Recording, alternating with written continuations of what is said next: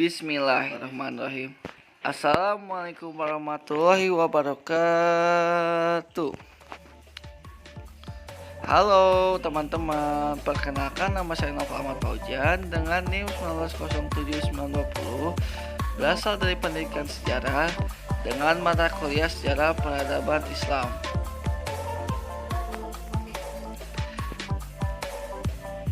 Pada kesempatan kali ini, saya akan menjelaskan tentang peranan Muhammad Ali Pasha terhadap perkembangan Mesir. Lalu sebelum itu, kalian harus menekan tombol subscribe dan loncengnya, oke guys? Nah, sebelum memulai pembahasannya, saya akan menghitung dari 1, 2, 3,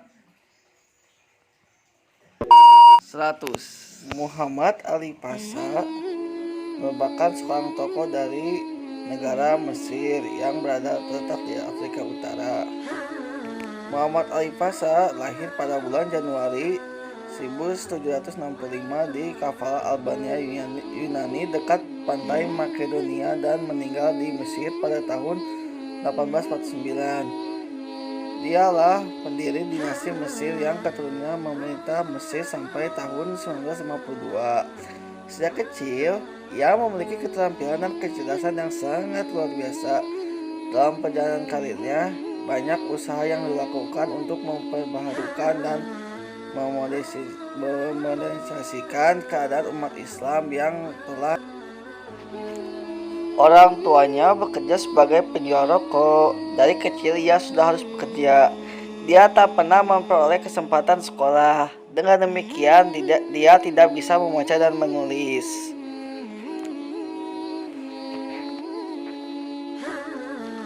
Setelah ia diangkat menjadi gubernur Utsmani di tempat bekerja, ia masuk dalam militer, dan dalam lapangan ini juga ia menunjukkan kecakapan dan kesanggupan, sehingga pangkatnya cepat naik menjadi perwira. Ketika ke Mesir, ia mempunyai kedudukan wakil perwira yang memimpin pasukan yang dikirim dari daerahnya. Setelah tentara keluar dari Mesir di tahun 1801, Muhammad Ali turut memainkan peran penting dalam politik. Mesir mulai mengalami ketenangan politik, khususnya setelah Muhammad Ali mematai sisa-sisa petinggi Mamluk pada tahun 1811. Kaum Mamluk sendiri yang ada di luar Kairo kemudian diburu. Mana yang dapat dibunuh dan sebagai kecil dapat melarikan diri ke Sudan. Pada akhir tahun 1811, kekuatan Mamluk di Mesir telah habis. Lalu, bagaimana perkembangan dan usahanya di bidang pendidikan? Perkembangan dan usaha pada saat itu dikhususkan dalam bidang pendidikan dimulai dari mendirikan suatu lembaga Kementerian Pendidikan. Lembaga ini dimaksudkan untuk mengelola dan mengatur pengadaan dan pengembangan berbagai sarana pendidikan. Lembaga pendidikan yang pertama sekali didirikan ialah Sekolah Militer tahun 1815. Kemudian menyusul Sekolah Teknik pada tahun 1916 Masehi. 2 tahun kemudian Sekolah Kedokteran pada tahun 1827 Masehi. Tahun 1829 dibuka pula Sekolah Obat-obatan.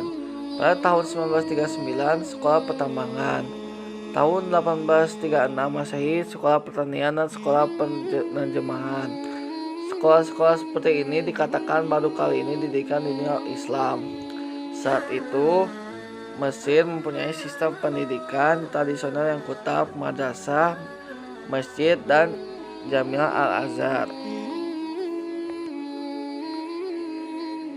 Dan bagaimanakah perkembangan dan usaha yang dilakukan oleh Muhammad Ali Pasha dalam bidang militer?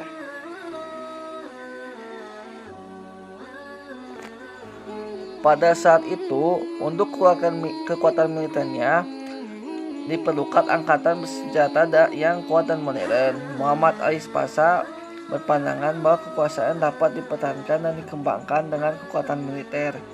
Akan tetapi kemajuan dalam bidang militer tidak mungkin dicapai tanpa dukungan ilmu pengetahuan dan teknologi. Usaha pertama yang dilakukan oleh Muhammad Ali Pasha adalah mengadakan reorganisasi dan modernisasi kekuatan militer. Pada tahun 1819, ia menugaskan Sep, seorang kolonel Prancis yang kemudian masuk Islam dengan nama Sulaiman Pasha. Selama 3 tahun, Kolonel Sep bekerja keras untuk membangun angkatan perang Mesir yang modern dengan cara menanamkan loyalitas dan disiplin yang keras. Sep mengetahui dan menyadari bahwa keturunan Mamluk terkenal sebagai bangsa yang memiliki sifat pembangkang. Atas kekuatan dan kekuasaan Kolonel Sep, ia berhasil melakukan pembangkang tersebut. Demikian pula atas ketekunannya, sehingga ia berhasil menanamkan loyalitas dan disiplin kepada pemuda-pemuda Mamluk dengan membangkitkan rasa harga diri dan kepercayaan kepada diri sendiri. Akhirnya Kolonel Sep mendapatkan kepercayaan dari Mamluk.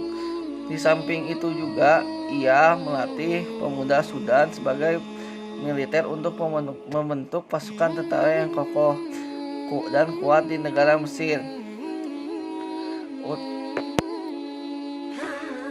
Lalu, bagaimanakah perkembangan usaha Muhammad Ali Pasha dalam bidang arsitektur?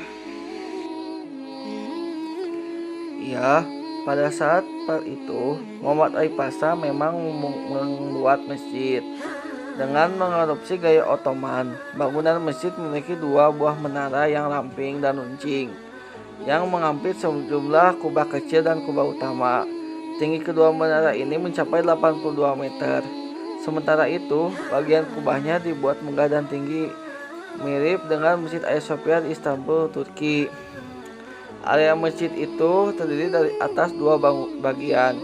Pada bagian luar terdapat tempat berwudu yang letaknya tepat di tengah-tengah halaman masjid dan sebuah menara jam yang merupakan hadiah dari Raja Prancis Louis Philippe pada tahun 1846.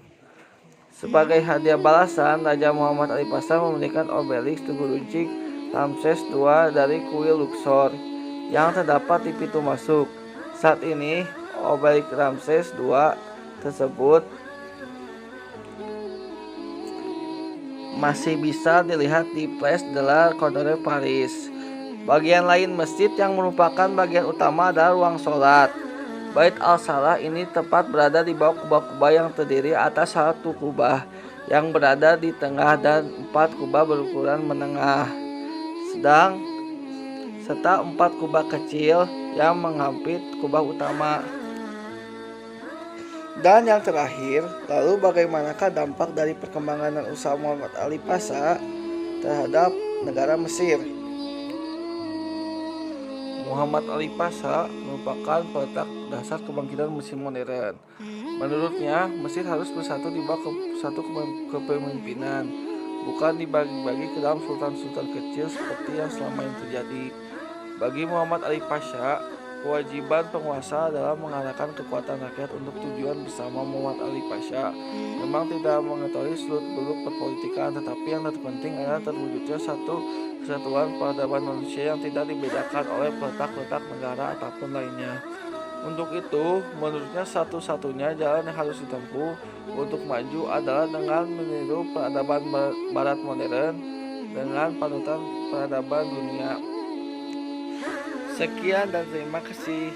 Mohon maaf apabila banyak kesalahan dan kekurangan. Saya tunggu ya komentarnya dari teman-teman. Wassalamualaikum warahmatullahi wabarakatuh.